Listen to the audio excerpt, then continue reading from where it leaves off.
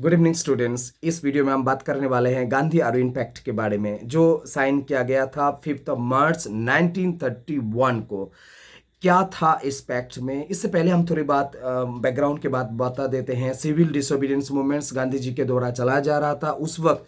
और हम लोग जानते हैं कि 12 मार्च उन्होंने शुरुआत की साबरमती आश्रम से, और 5 मार्च वो दांडी पहुंचे थे। और वहाँ पर 5 अप्रैल वहाँ पर दांडी में पहुंचे थे और अपने हाथों से नमक बना के उन्होंने वो आंदोलन की शुरुआत किए थे। उसके बाद गांधी जी का जितने भी आंदोलन बढ़ता रहा, दिन ब दिन बढ़ता रहा, और एंड में जाके गांधी जी को गिरफ्तार भी किया गया। बहुत सारे कांग्रेस लीडर्स को भी गिरफ्तार किया गया था। और ब्रिटिश गवर्नमेंट को ये लगा था कि अब जिस तरह से आंदोलन फैल रहा था कि इसको कहीं ना कहीं पर भारतवर्ष में ब्रिटिश प्रशासन के लिए खतरा हो सकता है। तो इसलिए उस वक्त के जो गवर्नर जनरल थे लॉर्ड डार्विन, उनको लगा कि एक डिस्कशन होना चाहिए, समझौता होना चाहिए। इसीलिए क्या हुआ, महात्मा गांधी उस वक्त जेल में थे। तो भारतवर्ष के और जो कांग्रेस को छोड़कर बाकी सब जो राजनीतिक दल थे, उनके जो प्रतिनिधियों को बुलाया गया था लंदन में, और फर्स्ट राउंड टेबल कॉन्फ्रेंस बुलाया गया था। लेकिन फर्स्ट राउंड टेबल कॉन्फ्रेंस में कुछ नतीजा नहीं निकला था, और इंग्लिश गवर्नमेंट को ये समझ में आ चुका था कि कांग्रेस, विदाउट कांग्रेस और महात्मा गांधी के अलावा कुछ भी नहीं होगा। तो इसीलिए मैं जैसा सोचना वैसी करनी। तो लॉर्ड डार्विन या ब्रिटिश प्रशासन ने महात्मा गांधी को जेल से रिहा किए। 26 जनवरी उनको बोला गया। ये कांग्रेस, सिर्फ महात्मा गांधी नहीं, और भी कांग्रेस लीडर्स को उन्होंने जेल से रिहा किए और समझौते के लिए दिल्ली बुलाया। तो दिल्ली में जाके मतलब ये बातचीत शुरू हुआ 17 फरवरी से, और इसका चलता रहा चौथा मतलब 4 मार्च तक। तो मतलब शुरू हुआ 17 फरवरी, डिस्कशन महात्मा गांधी और उस वक्त के गवर्नर जनरल लॉर्ड डार्विन के साथ कि सिविल डिसोबीडियंस मूवमेंट्स को कैसे ख़त्म किया जाए, और सिविल डिसोबीडियंस मूवमेंट इनका मांग क्या है, और क्या और आने वाले दिनों में क्या सोच रहे हैं। इन सब बातों को लेकर डिस्कशन चल रहा था, जो ख़त्म हुआ 4 मार्च मतलब 4 मार्च को। और 5 मार्च ये ट्रीटी और ये पैक्ट साइन हुआ इन बिटवीन किसके साथ? महात्मा गांधी और गवर्नर जनरल लॉर्ड डार्विन। तो इनमें क्या बोला गया? बहुत सारे बातें बोले गए गांधी डार्विन पैक्ट में। और ये दिल्ली में साइन हुआ था, इसीलिए इसको तुम लोग याद रखो कि दिल्ली पैक्ट भी बोला जाता है, गांधी डार्विन पैक्ट को भी, क्योंकि ये दिल्ली में साइन हुआ था।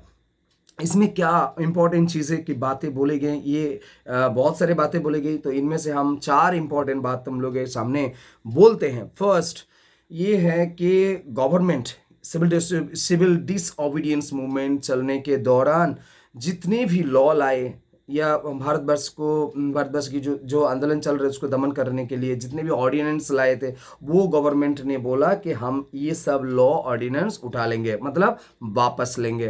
फर्स्ट ये हुआ। दूसरी बात ये हुआ कि इस आंदोलन के दौरान जितने भी लोग हिंसात्मक कार्य प्रणाली में जुड़े हुए थे, उसको छोड़ के जो भी हिंसात्मक कार्य प्रणाली में जुड़े हुए थे उसको छोड़ के बाकी अगर कुछ कामों में, बाकी ये आंदोलन चलने के दौरान अगर किसी को गिरफ्तार किया गया है, जेल में है, वो उनको छोड़ा जाएगा। तीसरी बात ये बोला गया कि ये सत्याग्रह आंदोलन जब चल रहा था, सिविल डिसोबीडियंस मूवमेंट, उन्होंने बोला कि इस दौरान बहुत सारे ब्रिटिश गवर्नमेंट ने बहुत सारे भारतीयों का संपत्ति उन्होंने कैप्चर कर लिए थे, क्योंकि उन्होंने आंदोलन में ज्वाइन किए। तो गवर्नमेंट ने ये प्रस्ताव ये राजी हो गया कि सबका संपत्ति लौटाया जाएगा। चौथा बात ये है, भारतवर्ष में जिस एरिया में नमक बनाया जा सकता था, गवर्नमेंट ने पहले लॉ बना के रखे थे, वो वह भारतीय कोई नमक नहीं बना पाएंगे। हम लोग ये जानते हैं civil disobedience movement Mahatma Gandhi नमक को सामने रख कर ही किए थे, क्योंकि नमक एक बहुत बड़ी जरूरी सामान है भारतीयों के लिए था। उसके ऊपर टैक्स बिठाया गया था और लॉ भी लाया गया था। तो ब्रिटिश गवर्नमेंट राजी हो गया था कि जहाँ पर नमक बनाया जाता है उसमें जो भारतीय हैं वो बना सकते हैं आप।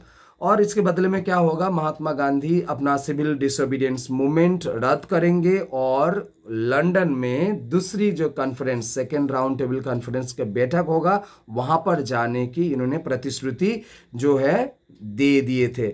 इसी के साथ साथ ये गांधी अरविंद पैक्ट ये अहम हिस्सा है। 4 इंपॉर्टेंट बातें बोले गए थे। अब आते हैं कि गांधी अरविंद पैक्ट जो साइन हुआ था, इसमें क्या सही था क्या गलत है, क्योंकि ये बहुत ही जानना जरूरी है कि इसके बाद क्या हुआ या इसका इम्पैक्ट क्या हुआ इंडियन पॉलिटिक्स में।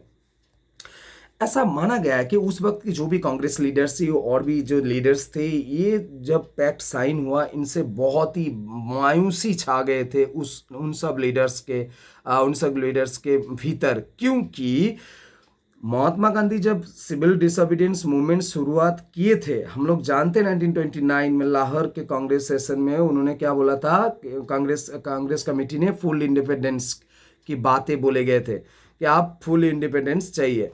तो जो भी उस वक्त के यंग टू लीडर्स हम लोग बोलते हैं, सुभाष चंद्र बोस और जवाहरलाल नेहरू, तो उन्होंने महात्मा गांधी जी का बहुत ही निंदा किए, क्योंकि सबसे बड़ी निंदा इसीलिए हो रहे थे कि बहुत सारे लोगों का एक्सपेक्टेशन थे। जब हम लोग जानते हैं राजगुरु सुखदेव भगत सिंह को गिरफ्तार किया गया था लाहौर षड्यंत्र केस में, तो वो, हाँ, उस वक्त के भारतीय लीडर्स जो थे, जनगण भी थे, वो एक्सपेक्ट कर रहे थे कि लॉर्ड आर्विन के साथ ऐसा कुछ बातचीत होगा जिस बातचीत के चलते भगत सिंह, राजगुरु सुखदेव, उनको जेल से रिहा किया जाएगा। लेकिन तो भारतीय जो युवा समाज हैं वो भी एक्सपेक्ट कर रहे थे, लेकिन ऐसा कोई बातचीत उस बैठक में महात्मा गांधी ने नहीं उठाए थे।